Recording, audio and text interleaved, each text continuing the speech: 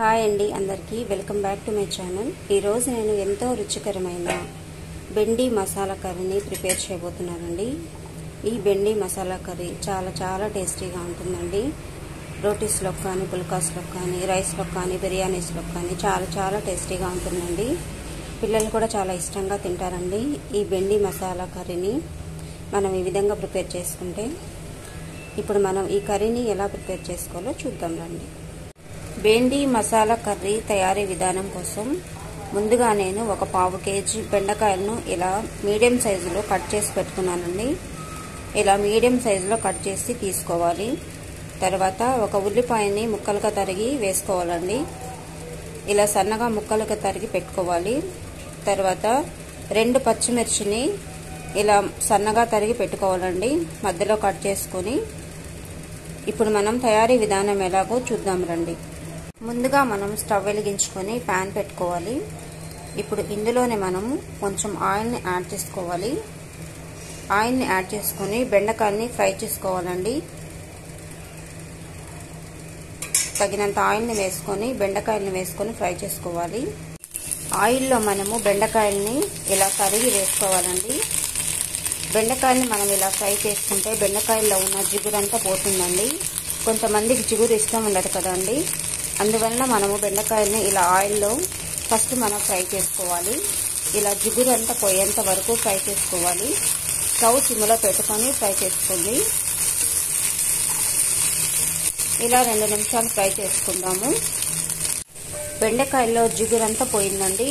ఇప్పుడు మనము ఈ బెండకాయల్ని ఒక బౌల్లోకి తీసేసుకోవాలి। ఫ్రై చేసుకున్న బెండకాయల్ని ఒక బౌల్లోకి తీసుకోవాలి। బెండకాయల్ని ఒక బౌల్లోకి తీసుకున్న తర్వాత అదే ప్యాన్లో మనం కొంచెం ఆయిల్ని వేసుకోవాలి। ఇలా కర్రీకి సరిపడా ఆయిల్ని వేసుకోండి। ఆయిల్ వేడైన తర్వాత స్టవ్ మీడియంలో పెట్టుకొని ఇప్పుడు మనం పోపు దినుసులన్నీ వేసుకొని వేయించుకోవాలి।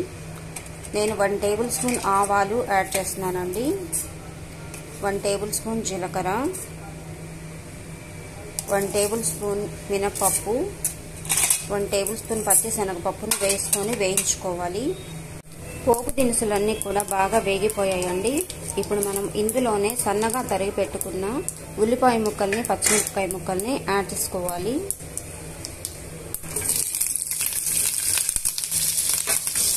ఇలా ఉల్లిపాయ ముక్కల్ని పచ్చిమిరపకాయ ముక్కల్ని వేసుకొని మనం వేయించుకోవాలి।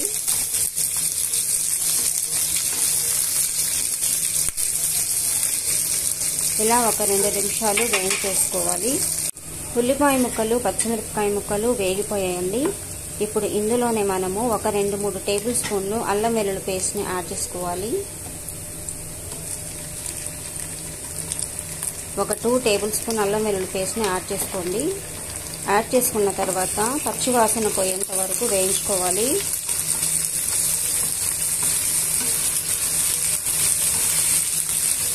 ఇలా పచ్చివాసన పోయేంత వరకు వేయించుకోవాలండి।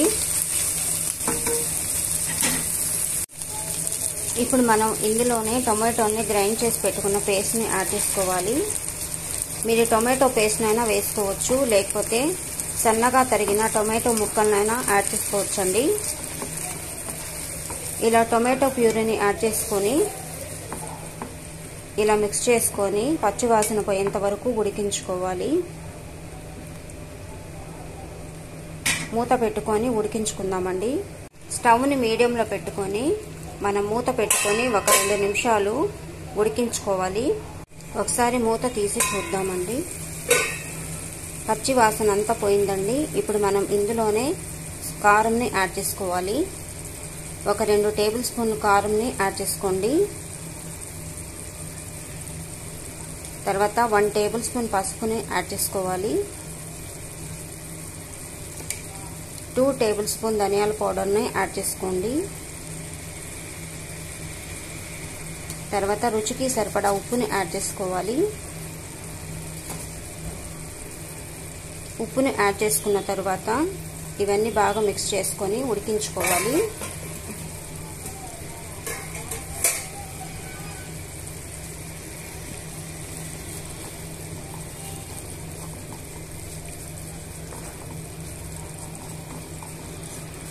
ఇవన్నీ ఇలా స్పైసెస్ అన్నీ కూడా మిక్స్ చేసుకొని ఉడికించుకోవాలండి. స్టవ్ సిమ్లో పెట్టుకోండి, లేకపోతే స్పైసెస్ అన్నీ కూడా మాడిపోతాయి.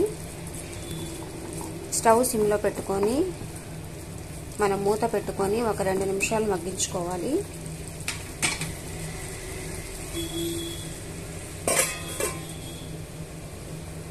ఇప్పుడు ఒకసారి మూత తీసి చూద్దామండి. స్పైసెస్ అన్నీ బాగా కుక్ అయిపోయిందండి.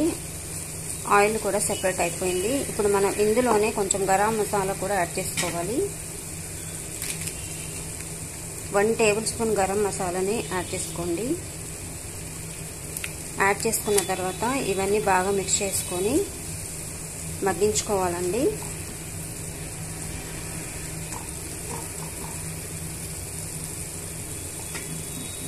ఇప్పుడు ఇందులోనే పెరుగును కూడా యాడ్ చేసుకోవాలండి. పెరుగుని యాడ్ చేసుకున్న తర్వాత ఇవన్నీ బాగా మిక్స్ చేసుకొని మూత పెట్టుకొని ఒక నిమిషం మగ్గించుకోవాలి.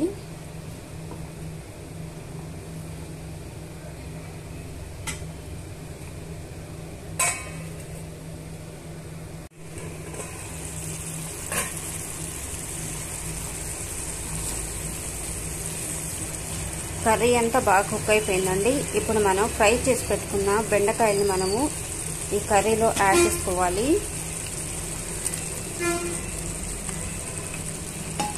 బెండకాయని యాడ్ చేసుకున్న తర్వాత ఇవన్నీ ఈవెన్గా మనము మిక్స్ చేసుకోవాలి.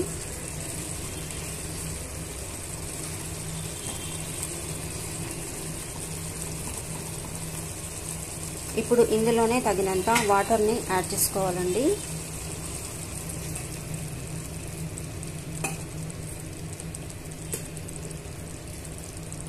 తగినన్ని వాటర్ని యాడ్ చేసుకున్న తర్వాత స్టవ్ని మీడియంలో పెట్టుకొని మూత పెట్టుకొని ఆయిల్ సెపరేట్ అయ్యేంత వరకు మగ్గించుకోవాలి.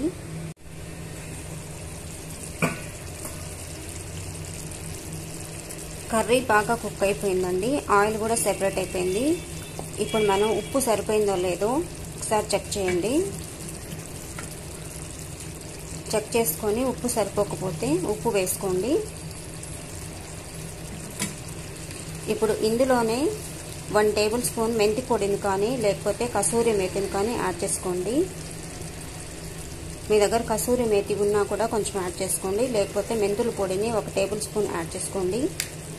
యాడ్ చేసుకున్న తర్వాత ఇవన్నీ కూడా బాగా మిక్స్ చేసుకోవాలి.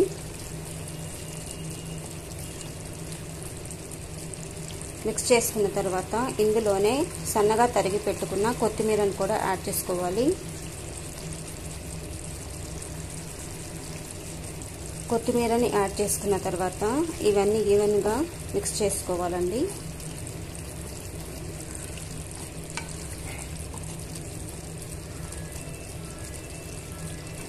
ఈవెన్గా మిక్స్ చేసుకున్న తర్వాత మూత పెట్టుకొని ఒక 2 నిమిషాలు ఉడికించుకోవాలి. ఒకసారి మనం మూత తీసి చూద్దామండి.